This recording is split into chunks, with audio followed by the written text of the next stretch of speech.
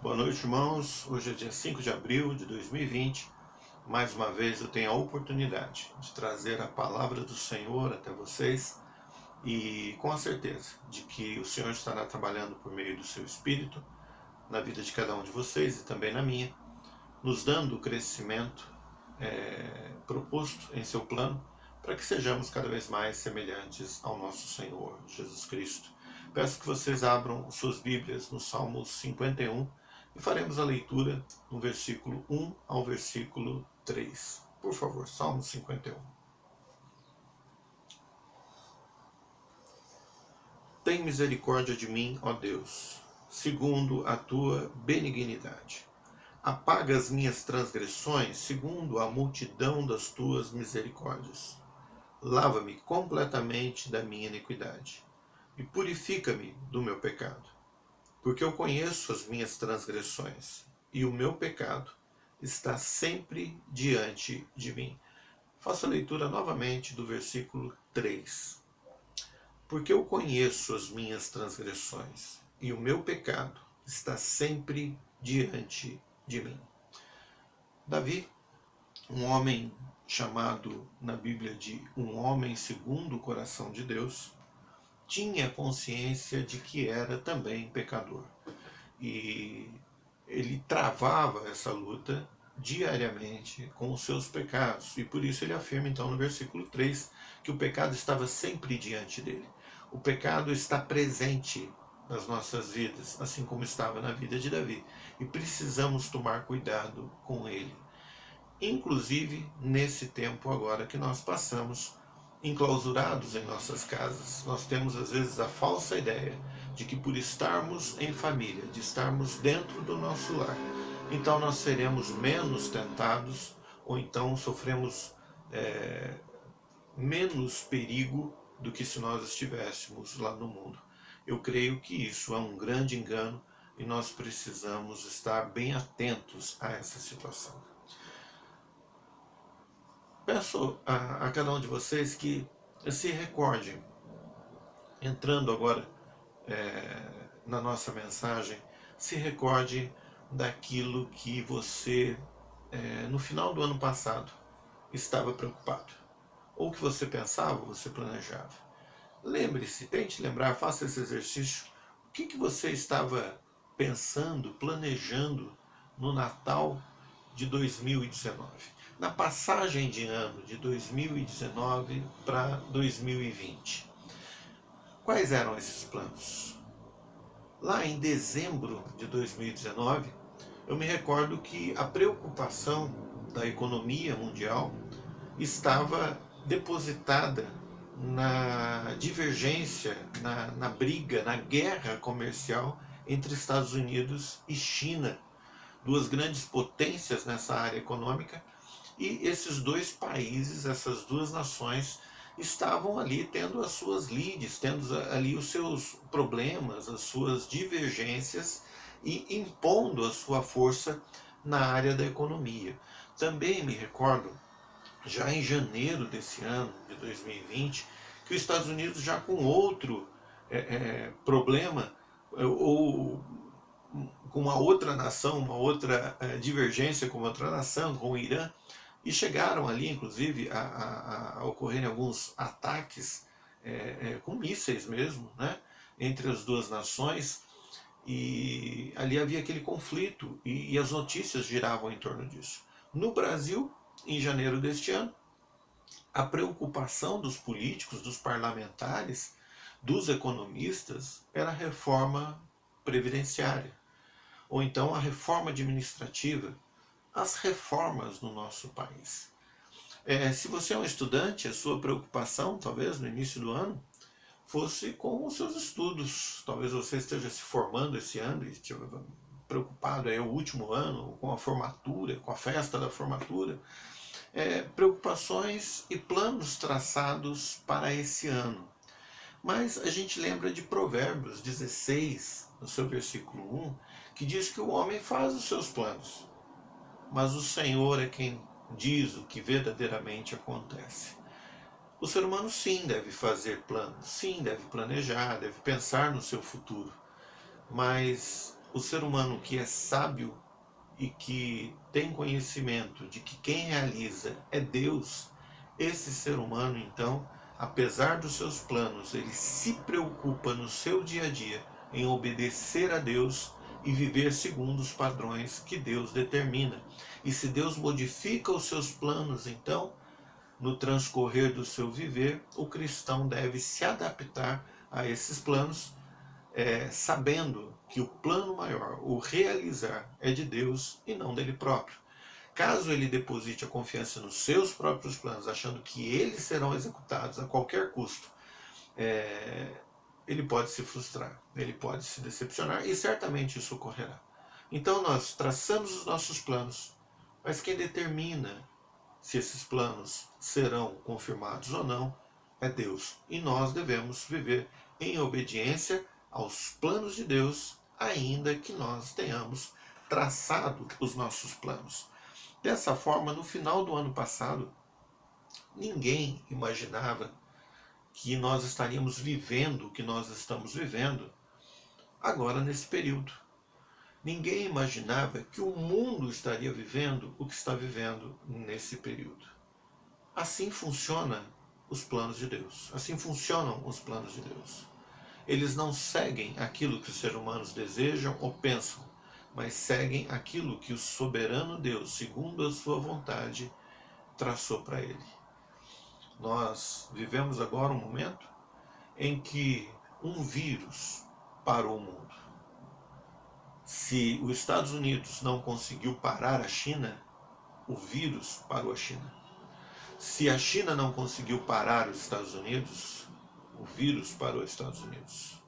Se bombas e mísseis ou ameaças de boicote na economia não conseguiram satisfazer os desejos humanos e parar os seus adversários, um vírus parou o mundo inteiro.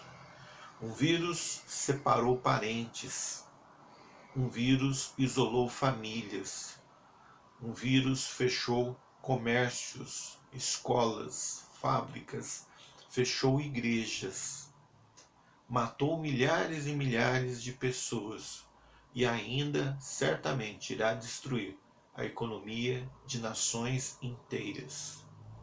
Agora pense, se um vírus é capaz de fazer isso, e esse vírus pode e certamente será dominado pelo ser humano, haverá vacinas, haverá vacina contra isso, tratamentos já estão sendo descobertos, procedimentos, protocolos de tratamento estão sendo descobertos que são eficazes na recuperação dessas vítimas desse vírus.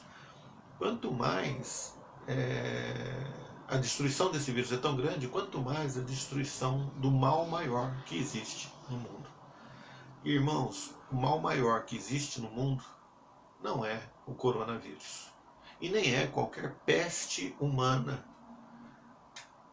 de doença, vírus ou bactérias, mas o maior mal do mundo é o pecado. É esse pecado que Davi diz que estava constantemente diante dele. Davi sabia do perigo, conhecia o perigo. E cada um de nós também deveria saber, estar ciente e conhecer muito bem esse perigo. O que isso nos mostra? Isso nos mostra que nós devemos anunciar esse mal maior.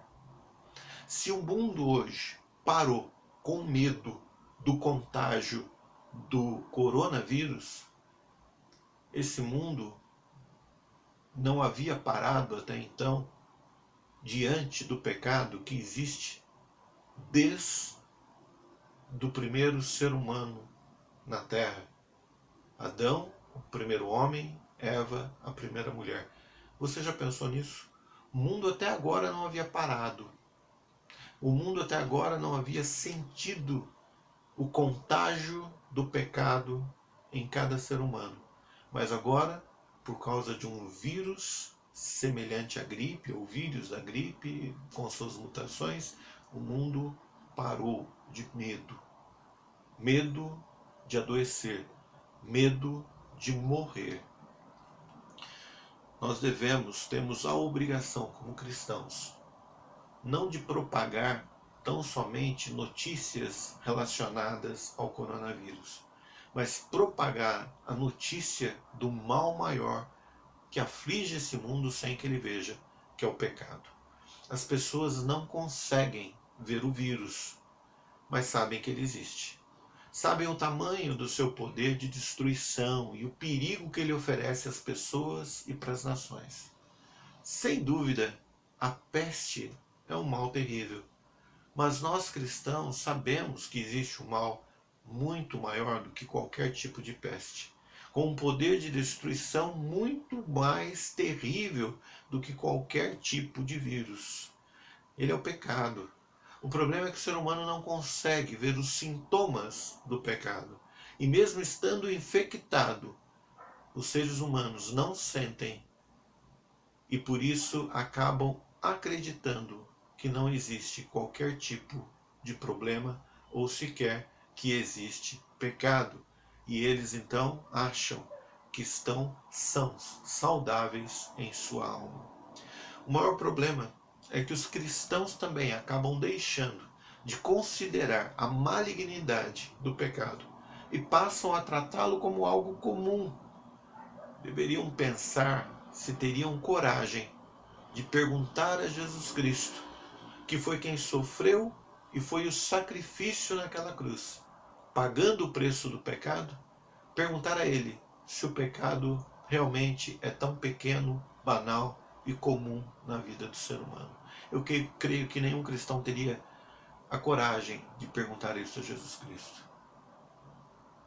Porque o pecado exige um preço muito alto, porque foi uma ofensa nossa contra Deus muito grande. O pecado é mau, o pecado é maligno, é excessivamente maligno, como o apóstolo Paulo diz.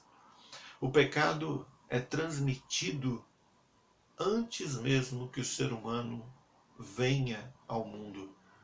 Ainda no ventre materno, ele já é um ser humano infectado pelo pecado. O pecado é transmitido desde a sua concepção. É mal recebido no início da sua vida. E isso Davi nos diz no Salmo 51, no versículo 5. Diz o Salmo 51, versículo 5: Eis que em iniquidade fui formado, e em pecado me concebeu a minha mãe. Eis que em iniquidade eu fui formado, e em pecado me concebeu a minha mãe. Portanto, o ser humano não necessita tocar em algo depois que já está em vida para que seja infectado. Não há necessidade de que esse vírus venha ao seu sangue para que ele possa ser infectado, que venha ao seu organismo. Não, a sua alma, no momento em que é concebida a vida, já está infectada. Diferentemente dos vírus, para os quais os homens acabam conseguindo vacinas, o pecado não há como se evitar, nem mesmo pelo mais eficiente tipo de isolamento, pois ele está no ser humano. Não há vida humana sem que ela seja acompanhada do pecado. Se existe vida humana, existe pecado. As doenças trazem consequências controláveis. Vimos isso no caso da AIDS, o HIV. Ela veio, matou uma grande quantidade de pessoas, mas o ser humano, debaixo da graça comum de Deus, na sua sabedoria dada pelo Senhor, conseguiu descobrir meios, procedimentos, medicamentos que fazem com que as consequências dessa doença sejam minimizadas, sejam mitigadas e, portanto, se prolongue a vida desses doentes, ou mesmo que contenha, que se segure essa vida pelo tempo que ele já tinha sido proposto para que ele vivesse, quase que não havendo qualquer tipo de prejuízo à vida, a não ser toda a modificação necessária no seu hábito de vida com esses coquetéis de medicamentos que ele deva tomar.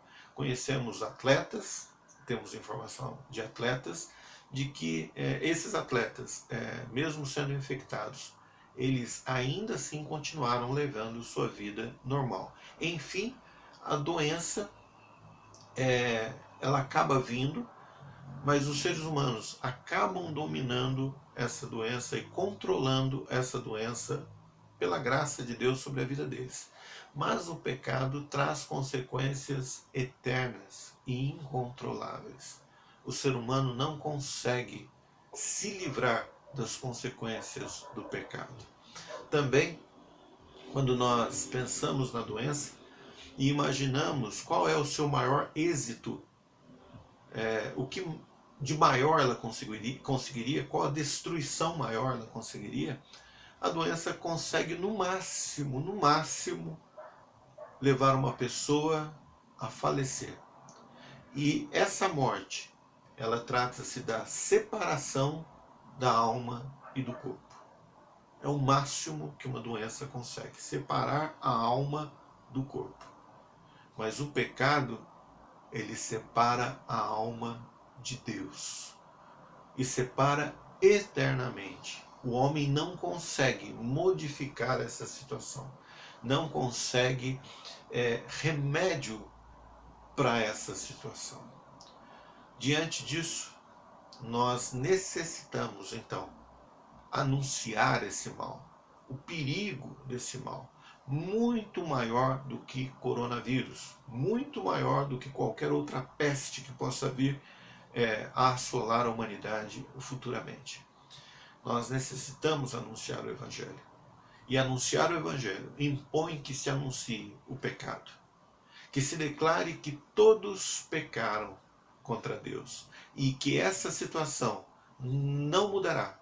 Eles serão sim julgados, serão sim condenados e condenados à morte eterna.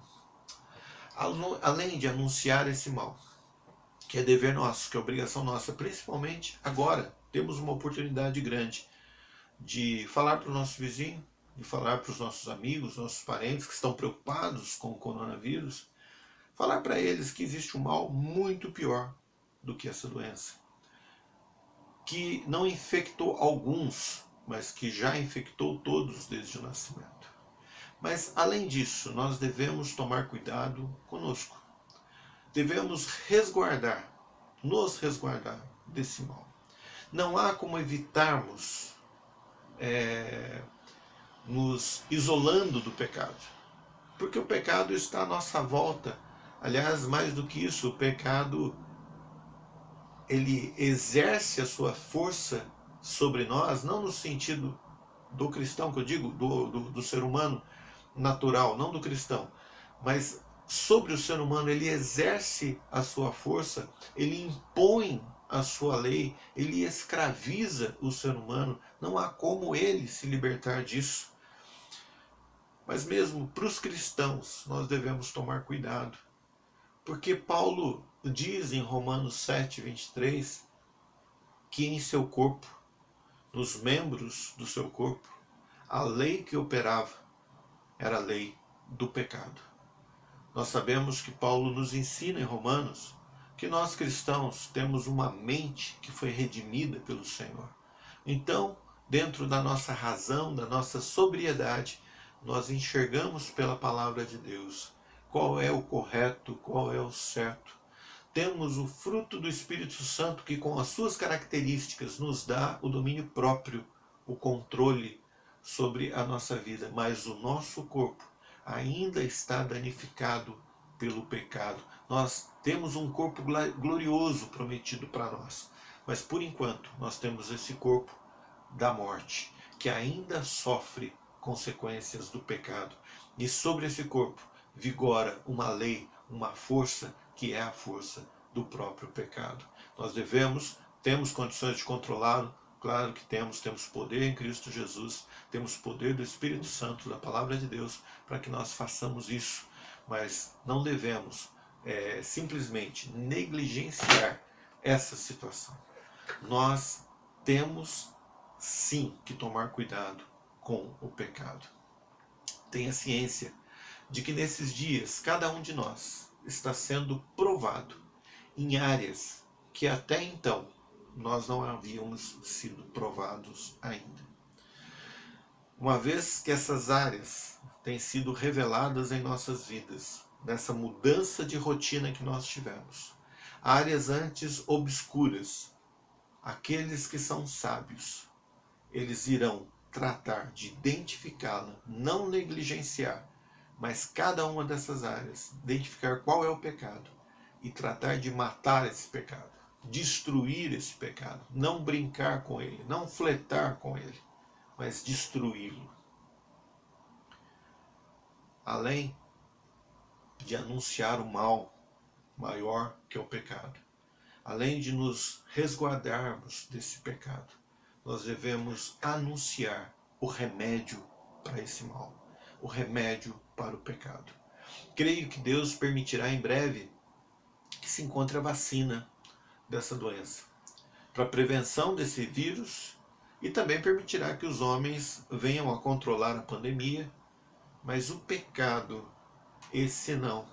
Esse ainda continuará a matar muitas pessoas, a separar a alma de Deus dessas pessoas numa consequência eterna, num julgamento e condenação eterna.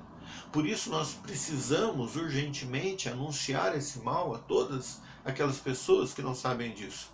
Nós necessitamos anunciar o quanto o pecado é algo terrível aos olhos de Deus, mas também nós devemos anunciar o remédio providenciado por Deus, anunciar a cura, anunciar Jesus Cristo e sua obra.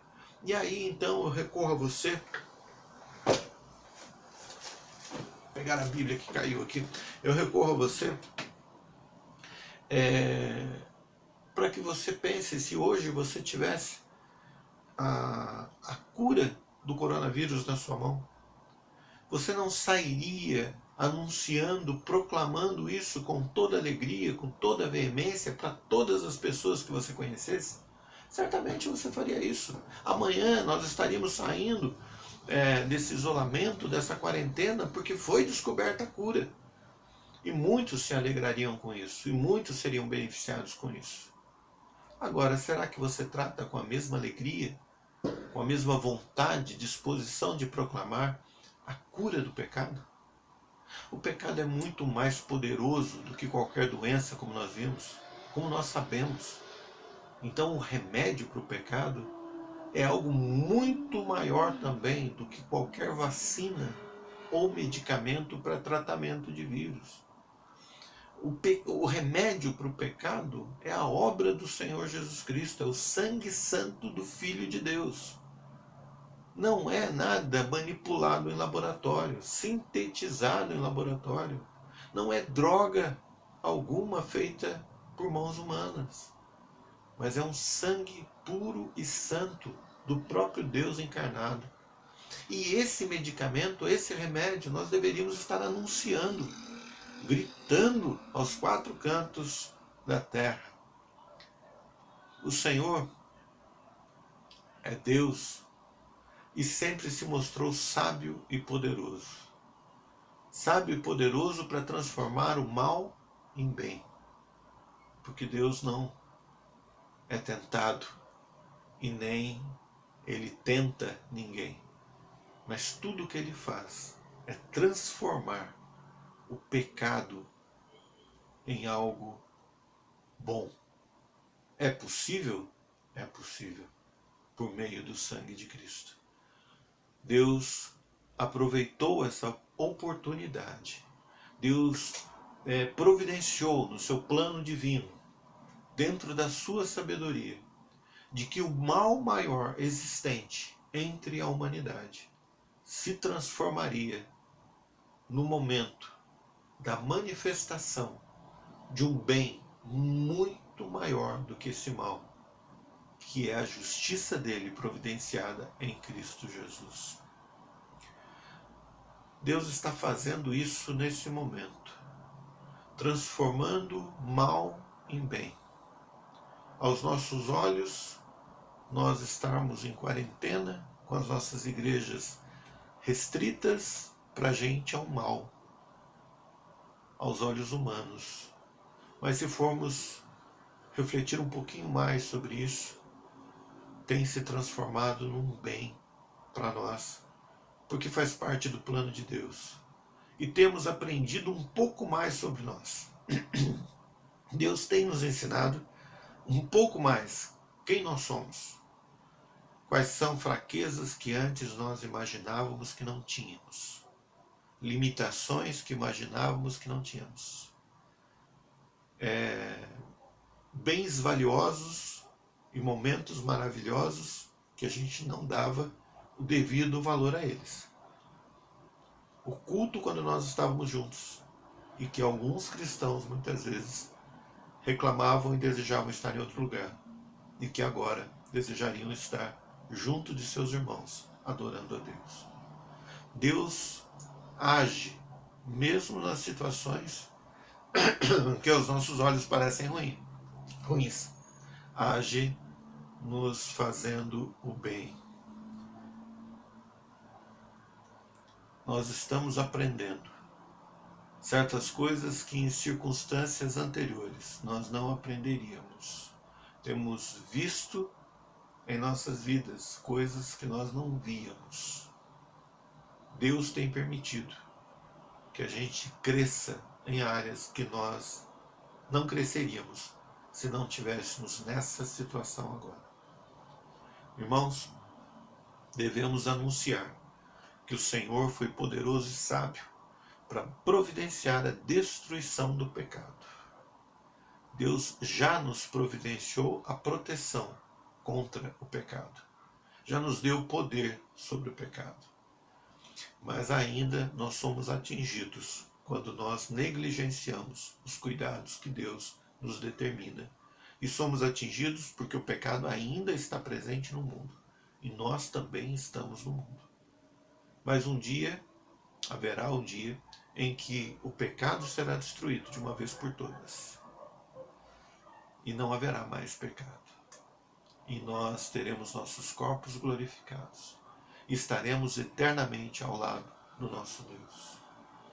Sabendo disso, e olhando para esse mundo, que ainda para com medo de um vírus, mas que não teme e zomba de Deus, pecando à vontade e ofendendo a santidade do Senhor, nós necessitamos, com urgência, pregar que essas pessoas estão já infectadas de um mal muito maior, que levará cada uma delas à morte eterna, à separação de suas almas do Deus Santo, e estarão eternamente condenadas ao inferno.